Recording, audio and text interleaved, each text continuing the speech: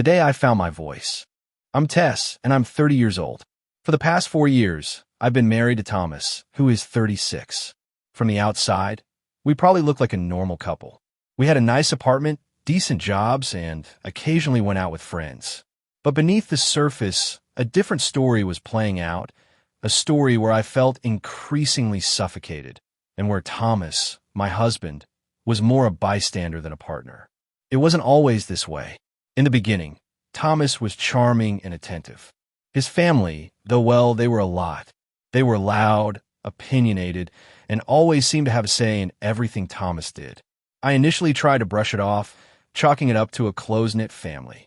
But as time went on, their influence grew, and Thomas, instead of creating boundaries, seemed to shrink under their weight. It started subtly. Little comments about my cooking, unsolicited advice on my career, and suggestions about how we should decorate our home. Individually, they were irritating, but collectively, they chipped away at my sense of self. Thomas would usually just nod along, a weak smile on his face, never actually defending me or our decisions. My mother thinks you should try making her famous lasagna recipe, Tess, he'd say, even though I'd spent hours perfecting my version.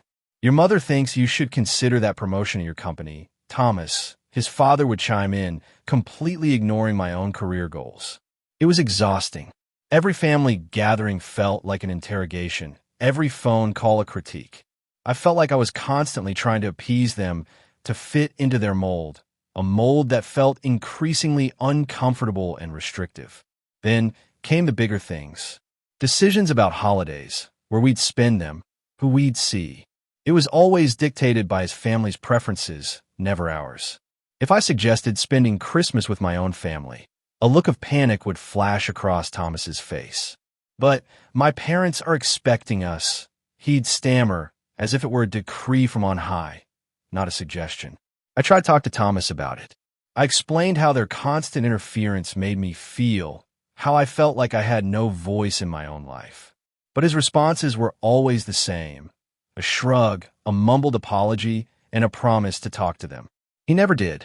He'd avoid the confrontation, choosing the path of least resistance, which always ended up being the path his family had laid out. It felt like I was married not just to Thomas, but to his entire family.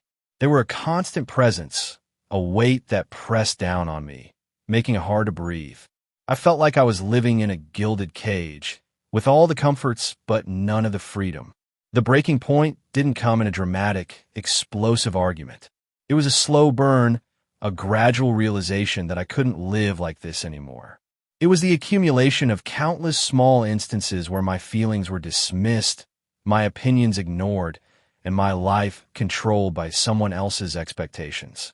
It was a Sunday afternoon, and we were at his parents' house for their weekly family dinner. His mother was going on about how I should really try to learn her knitting techniques, even though I had no interest in knitting and had politely declined her previous offers. Thomas just sat there, nodding and smiling, as if he agreed with everything she said. Something inside me snapped. It wasn't anger, not really. It was a deep, weary sadness, a recognition of how utterly alone I felt in this relationship. I looked at Thomas, at his placid face, and saw not a partner, but someone who was content to let his family dictate our lives. As his mother continued her unsolicited advice, I slowly put down my fork. I took a deep breath, a breath that felt like the first truly free breath I had taken in years. Actually, Mom, I said, my voice surprisingly steady, I'm not interested in knitting. I have other hobbies I enjoy. Silence fell over the table. His mother's smile faltered. Thomas looked at me, his eyes wide with a mixture of surprise and maybe a flicker of something else. Fear? Tess, Thomas began, his voice a little too loud. That's not really necessary, is it? But this time, something in me had shifted. The years of feeling unheard had finally given way to a quiet resolve. Yes, Thomas, it is, I said, looking directly at him. I'm tired of pretending to be someone I'm not, of having my life dictated by everyone else's expectations. I have my own thoughts, my own interests, and I deserve to be heard. His mother sputtered, his father frowned, and his siblings looked on with a mixture of curiosity and discomfort. But I didn't care.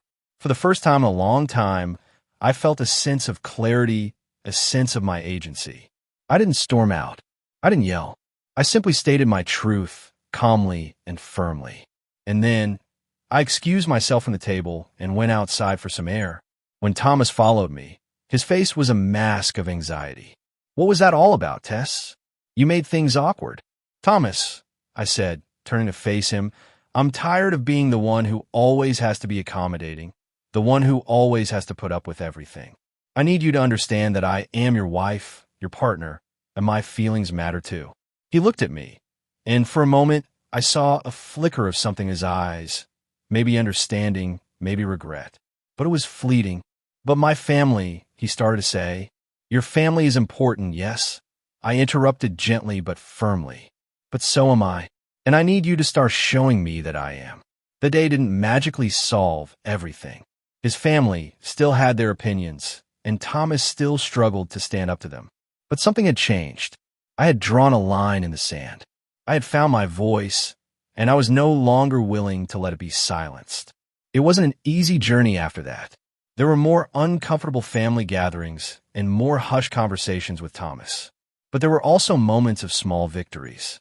Thomas, though still hesitant, started to speak up, to gently push back against his family's more overbearing suggestions. It's an ongoing process.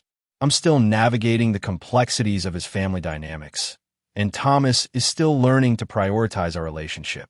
But the day I spoke up, the day I found my voice, was the day I truly started to break free from their grip. It was the day I began to build a life on my own terms, a life where my voice finally mattered. And that, I realized, was the most important step towards finding happiness.